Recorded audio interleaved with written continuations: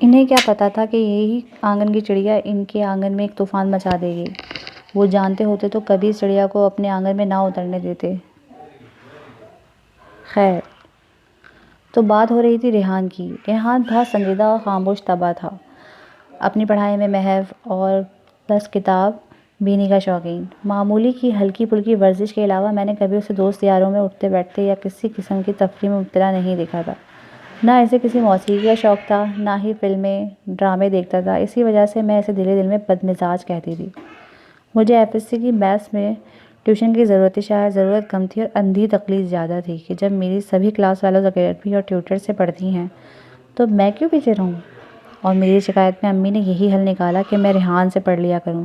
ٹھیک سے بات تو کرنی نہیں آتی اسے، وہ مجھے کیا پڑھائے گا؟ اور یہ کوئی 5ویں جماعت کا میتھس نہیں ہے امی کہ مجھے پڑھا لے گا۔ 12ویں کلاس کا میتھس کوئی سبجیکٹ اسپیشلسٹ ہی پڑھا سکتا ہے، ہر ایرا غیرہ نتھو خیرہ نہیں۔ میں نے ناک بھنچڑائی۔ امی نے مجھے گھور کر دیکھا۔ ریحان بات کرتے ہوئے کبھی کبھار تھوڑا سا ہکلاتا تھا، زیادہ نہیں، بس تھوڑا سا، وہ بھی کبھی کبھار، لیکن میرے نزدیک بہرحال یہ ایک عیب تو تھا، اور میں اس عیب پہ امی کے سامنے اکثر اس پر چوٹ کر جاتی تھی۔ بہت لائق ہے وہ پڑھائی میں، ساری زندگی کبھی اسے ٹیوشن کی ضرورت نہیں پڑی، اور بات کرنے پر کیا کہہ رہی ہو، تم سے بہتر بات کر لیتا ہے ہر کسی سے، کوئی بھی ٹاپک ہو اس پر کبھی اس کا علم دیکھنا، تم سے تو ڈھنگ سے ہی ایک جملہ نہ بولا جائے کبھی۔ امی کا بس نہیں چلتا تھا کہ وہ پورا مضمون لکھ ڈالیں ریحان پر۔ ان کے نزدیک وہ ایسا ہی اچھا بچہ تھا۔ میں نے منہ بنایا، مجھے اس کی ان خوبیوں سے کچھ لینا دینا نہیں تھا۔ بھلا کسی ٹاپک پر اچھے سے بول لینا کون سا ایسا کارنامہ تھا، جبکہ بندہ ٹھیک سے بول ہی نہ سکے تو؟ بندہ دن میں کتابوں میں گھسا رہے تو اتنا تو علم آ ہی جاتا ہے کہ 2 لوگوں میں کسی ٹاپک پر بات کر لیا کرے۔ یہ کون سی بڑی بات تھی جس پہ سینہ چوڑا کیا جاتا؟ مجھے اس سے نہیں پڑھنا، بس میرے لیے کسی ٹیوٹر کا ارینجمنٹ کرے۔ نیم حکیم سے پڑھنا کسی بڑے خطرے سے خالی نہیں ہوتا۔ میری اب بھی وہی بچکانہ حرکتیں تھیں جو پہلے ہوا کرتی تھیں۔ پہلے میرے ناز نخرے اٹھانے والے ابو تھے، اب تایا جان تھے۔ ٹیوشن کی فیس کون بھرے گا؟ تمہارا باپ؟ وہ کیسے بھر سکتے ہیں امی، وہ تو اب رہے نہیں، لیکن تایا جان تو ہے نا، وہ دیں گے فیس، میں مزے و بے فکری سے کہہ رہی تھی۔ امی کا بس نہیں چلا کہ میری گچی مروڑ دیں۔ یا اللہ، کب اس لڑکی کو عقل آئے گی؟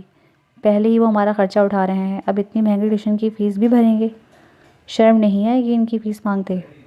ابو کی وفات سے قبل میں بہت لاؤبالی اور کھلنڈر مزاج کی تھی۔ امی اکثر یہی کہتے تھے اسے کب عقل آئے گی، لیکن ابو میرا دفاع کر لیتے۔ اب میرا دفاع کرنے والا نہیں رہا تھا، اس لیے امی کے زیر عتاب میں اکثر آ ہی جاتی تھی۔ اچھا تو پھر ابو کی جو گریجویٹی کے پیسے ملے تھے اس میں سے دے دیجیے گا۔ بھاڑ میں گئے وہ پیسے، وہ تمہاری شادی کے لیے سنبھال کے رکھے ہیں، یوں اللے تللے لگا دیے نا تو ہو گئی تم ودا۔ میرا موڈ اس بات پہ خاصا خراب ہو گیا تھا، مرتا کیا نہ کرتا کہ مستاق۔ مجھے ریحان بھائی سے ٹیوشن پڑھنا پڑی، مجھے سمجھاتے ہوئے۔ وہ جب کبھی ہکلاتا تو میری ہنسی نکلنے والی ہو جاتی، نکلنے میں دیتی نہیں تھی کہ امی تک بات پہنچ جائے گی تو میرے سر پہ جو رہے سہے بال ہیں وہ بھی نہیں رہیں گے۔ تو خیر، ریحان بھائی میرا استاد بنا اور مجھے بڑا سنجیدگی سے پڑھاتا تھا، ایک ایک سٹیپ بہت اچھے سے سمجھاتا، لیکن وہ کیا تھا کہ میں اس سے پڑھنا ہی نہیں چاہتی تھی، تو مجھے کچھ بھی نہیں سمجھ آ سکتا تھا۔ میں تو پہلے دن سے اس سے مسترد کر کے آئی تھی، تو مجھے اس کا اور اپنا بس وقت برباد کرنا ہے۔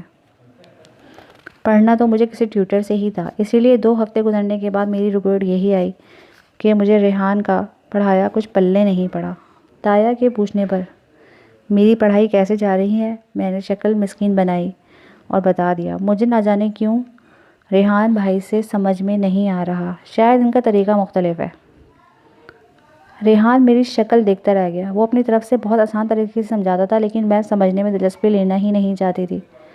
ریحان، تم کل ہی انزلہ کے لیے کوئی ٹیوٹر کا انتظام کرو، میری بیٹی کو بالکل کسی قسم کا مسئلہ نہیں ہونا چاہیے، ایک ٹیوٹر سے سمجھ میں نہ آئے تو دوسرا مینیج کرو، مگر مجھے اسے اچھے ٹیوٹر سے ہی پڑھانا ہے، فیس جو بھی لیں کوئی مسئلہ نہیں ہے۔ امی تایا جان کی بات پر ارے ارے کرتی رہ گئیں، لیکن تایا جان کا فیصلہ سب سر جھکا کے مان لیا کرتے تھے۔ 2 دن بعد مجھے سر سلیم پڑھانے آنے لگے۔ سر سلیم ریحان کے کسی دوست کے ٹیوٹر رہ چکے تھے۔ ریحان نے اسی دوست سے ان کا نمبر لے کر انہیں گھر بلوایا تھا۔ دیکھنے میں بہت خوش شکل اور بات چیت میں شوق اور ہنسوڑ قسم کے انسان تھے۔ ان کی پہلی کلاس لے کر ہی مجھے بڑا مزہ آیا۔